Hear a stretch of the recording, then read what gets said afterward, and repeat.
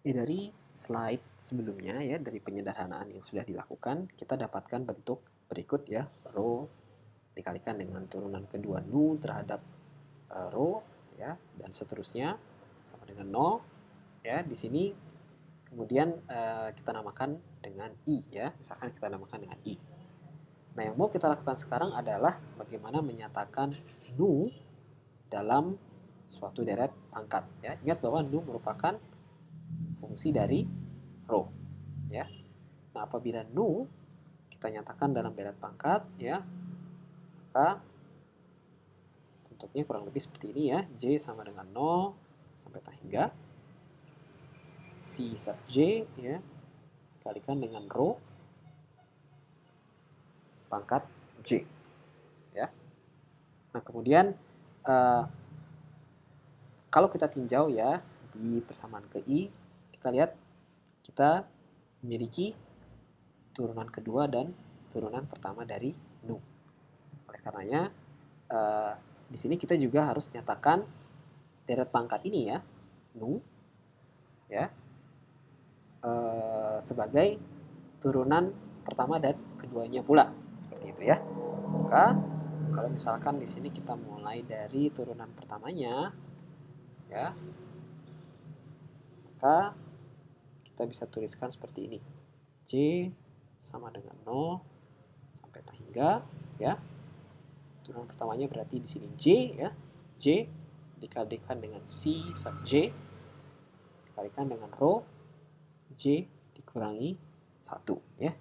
Ingat bahwa J di sini J pada C dan rho J pada C merupakan indeks. Sementara J pada rho merupakan pangkat, dan di sini J merupakan faktor pengali ya, karena rho pangkat J tadi sudah diturunkan sekali ya, seperti itu. Nah, untuk nantinya mempermudah pada pengerjaan aljabar ya, atau penyederhanaan aljabar nantinya, maka kita tuliskan juga bentuk ekivalennya ya, seperti berikut. Di sini J sama dengan 0 sampai tak hingga ya, penjumlahan dikalikan dengan J di depan sini ya. Kita ubah menjadi J plus 1. Di sini C sub J plus 1 dikalikan dengan rho J ya. Nah, kenapa saya tuliskan seperti ini? Karena tujuannya adalah kita ingin mendapatkan bentuk berikut ya, rho pangkat J. Ya, seperti itu. Kemudian bagaimana dengan turunan keduanya? Turunan keduanya sama ya. Tinggal kita operasikan saja. Turunan ke pertama ya, ini kita dapatkan turunan pertama, kita operasikan bentuk terakhir ya, atau bisa juga bentuk ini, bentuk yang di tengah-tengah ini ya. Sekali lagi kita turunkan, maka kita dapatkan hasilnya J sama dengan 0 hingga ya J plus 1 dikalikan dengan J C sub J plus 1 dikalikan dengan rho pangkat J minus 1. Oke. Nah, kemudian dari sini ya, dari kedua bentuk turunan ini, kemudian kita substitusikan ya ke persamaan 1 ya. Mungkin saya pisahkan lagi ya, saya pisahkan nih. Maka saya lanjutkan di pojok kanan atas ya. Jadi setelah kita substitusikan bentuk turunan pertama nu terhadap rho dan bentuk turunan kedua nu terhadap rho ke persamaan I, maka kita akan dapatkan hasilnya sebagai berikut ya. Maaf agak panjang ya, saya tuliskan perlahan di sini. Rho J sama dengan 0 sampai tak hingga. Kemudian di sini J plus 1 dikalikan dengan J C sub J plus 1 dikalikan dengan rho pangkat J minus 1. Nah, yang saya tuliskan pertama ini korespondensi dengan ini. Oke. Nah, kemudian suku keduanya ya, ini 2L plus 1. 2 dikali L plus 1 dikurangi rho dikalikan dengan D nu per D rho. Kemudian kita bagi dalam dua bentuk ya. Yang pertama adalah sebagai berikut ya. Tambah di sini 2 dikali L plus 1 sigma J sama dengan 0 sampai tak hingga ya. Kemudian J plus 1 C sub J plus 1 dikalikan dengan rho pangkat J ya. Nah, di sini 2L plus 1 dan minus rho ini saya pisahkan ya. Saya pisahkan. Nah, kemudian lihat bagaimana di sini saya tidak menggunakan bentuk J dikalikan dengan CJ dikalikan dengan rho pangkat J-1. Tapi saya gunakan bentuk yang ini ya. Yang sudah saya relabeling ya. Jadi bentuknya turunan pertama nu terhadap rho yang J plus 1 dikalikan dengan CJ plus 1 dikalikan dengan rho pangkat J. Kita dapatkan hasilnya ini ya. Nah, kemudian bentuk yang mengandung rho ya. Jadi saya tuliskan di bawah sini ya. Jadi minus 2 rho. Kemudian di sini J sama dengan 0 sampai tak hingga. Nah, bentuk ini kemudian saya gunakan bentuk aslinya ya, yang ini ya. Di sini J C sub J rho J minus 1 ya. Kemudian yang terakhir ya, maaf nih agak berantakan ya. Yang terakhir ditambah ya bentuk terakhir yang ini ya, ini mudah saja ya. Nu di sini tinggal menggantikan deret ini ya. Jadi di sini rho naught dikurangi 2 dikali L plus 1 dikalikan dengan bentuk ini ya. J sama dengan 0 sampai tak hingga CJ rho J. Nah, ini semua sama dengan 0. Jadi kita punya ini ditambah ini dikurangi ini ditambah ini. Nah, ini mencerminkan suku ini ya. Suku ini, suku persamaan ke I ya. Namun perbedaannya sekarang suku yang di tengah-tengah 2L plus 1 2 dikali L plus 1 dikurang rho dikalikan dengan turunan pertama nu terhadap rho kita bagi 2 ya. Jadi ada komponen yang hanya 2 kali L plus 1 dikalikan dengan turunan pertama nu terhadap rho dan minus 2 rho dikalikan dengan turunan pertama nu terhadap rho. Nah, untuk menyederhanakan sekarang kita lihat bahwa yang pertama bisa kita lakukan dengan mengalihkan rho di sini dengan ini ya, rho dikali J-1 sebagaimana halnya dengan yang ini. Rho bisa kita kalikan dengan J-1. Kalau ini kita lakukan, maka semua rho yang kita punya menjadi bentuknya rho pangkat J ya. Seperti itu. Nah, kemudian kalau kita sudah melakukan itu ya, berarti semua rho J ya itu sudah dalam nilai yang sama gitu ya. Dia line up gitu ya, ekivalen sama. Maka kita ketahui juga ya, perlu kita ketahui bahwa agar supaya persamaan ini itu berlaku, maka nilainya harus sama dengan 0 ya. Namun ingat rho J di sini tidaklah boleh sama dengan 0. Maka yang memungkinkan dia sama dengan 0 atau membuat persamaan ini sama dengan 0 adalah nilai dari koefisiennya ya. Maka di sini kita tidak memerlukan lagi bentuk sum ya atau penjumlahan ini ya, sigma kita. Maka sebentar saya hapuskan. Saya hapus. Maka kita bisa tuliskan persamaan berikut ya.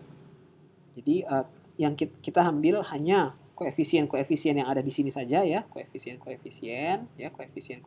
saja. Maka kita dapatkan hasilnya J plus 1 dikalikan dengan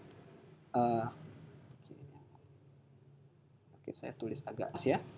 Jadi kita punya di sini J plus 1 ya dikalikan dengan J plus 1 ya. Ini merupakan koefisien dari suku pertama ya, yang ini. Kemudian ditambah 2 dikali L plus 1 J plus 1 ya. Kemudian dikalikan dengan C sub J plus 1 dikurangi 2 J CJ ya tambah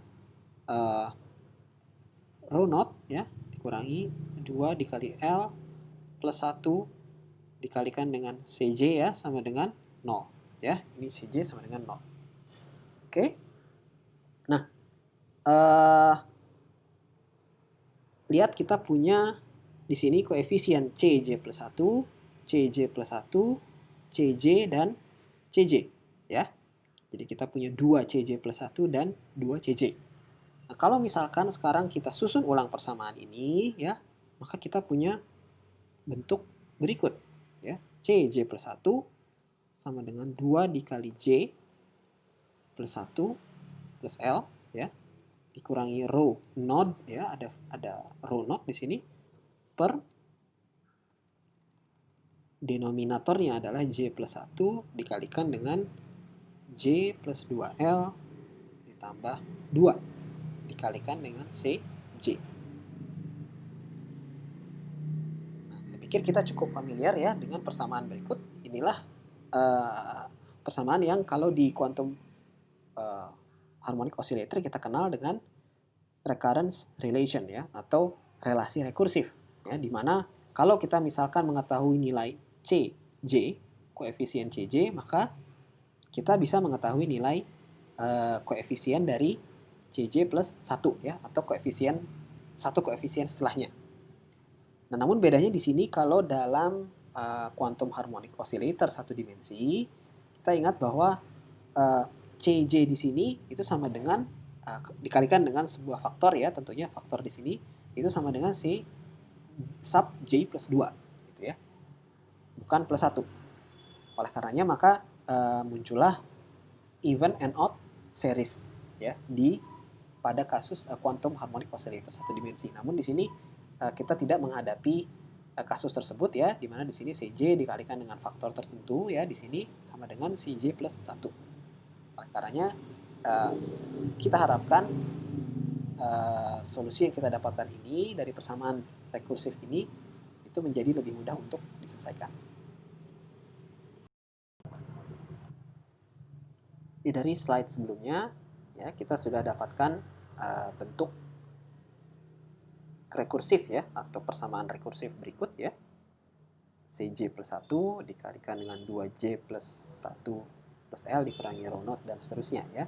Jadi kalau kita mengetahui CJ dikalikan dengan faktor berikut ya, faktor yang di tengah-tengah ini, kita bisa mendapatkan nilai koefisien selanjutnya ya, CJ plus 1. Dimana ini berguna ya untuk menentukan solusi ya, bentuk nu ya, bentuk nu yang kita cari ya, yang kemudian kita nyatakan dalam deret pangkat J sama dengan 0 sampai tak hingga CJ rho J ya. Jadi kita ketahui CJ, kita bisa ketahui CJ plus 1. Nah, CJ plus 1 kita ketahui, CJ plus 2 kita ketahui, dan seterusnya. Nah, namun di sini sama halnya ya ketika kita membahas perilaku dari rho ya pada bentuk radial dari atau komponen radial dari persamaan Schrödinger kita ya, maka di sini kita juga perlu mengetahui ya bagaimanakah perilaku koefisien ini apabila J-nya sekarang lebih dari 1 ya, atau misalkan J-nya mendekati tak hingga, menuju tak hingga. Karena di sini nilai J di sini ya, kita lihat J sama dengan 0 sampai tak hingga ya. Nah, kalau misalkan di sini ya nilai J-nya ya misalkan menuju tak hingga, dan misalkan nilainya menjadi tidak terkendali seperti itu ya, naik terus gitu misalkan, maka solusi dari deret pangkat kita itu bisa menjadi tidak konvergen ya. Oleh karenanya di sini perlu dibatasi suatu nilai J yang secara fisis dia tetap memiliki makna ya, seperti itu. Nah, kita lihat dulu ya perilaku bentuk CJ plus 1 sama dengan faktor ini dikalikan dengan CJ apabila nilai J-nya lebih dari 1 ya. Nah, dari persamaan ini ya, dari bentuk ini kita kita lihat kalau misalkan nilai J-nya lebih dari 1 ya, maka misalkan saya ambil satu contoh kasus C J plus 1, maka ini bisa didekati dengan bentuk berikut ya, 2 J plus 1 C J. Ya, seperti itu. Ini kita lihat bahwa esensinya ya, pembilangnya adalah J pangkat 1 ya, suatu polinomial pangkat 1. Nah, kalau misalkan pembilangnya ini merupakan pangkat 2 ya. Jadi kalau misalkan J ini saya kalikan dengan ini, esensinya dia merupakan J kuadrat seperti itu ya. Maka kalau kita aproksimasikan untuk J yang jauh lebih besar dari 1, maka bentuknya bisa jadi seperti ini ya. 2 per J plus 1 CJ. Nah, kalau misalkan kita teruskan ya, misalkan sekarang saya punya C J plus 2 ya, maka hasilnya adalah 2 kali 2 ya, J plus 1 J plus 2 CJ, dan seterusnya ya.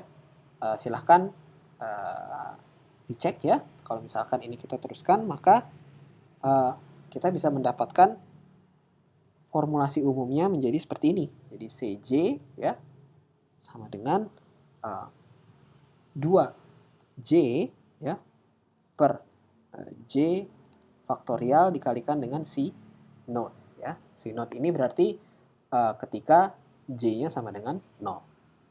Ya, seperti itu.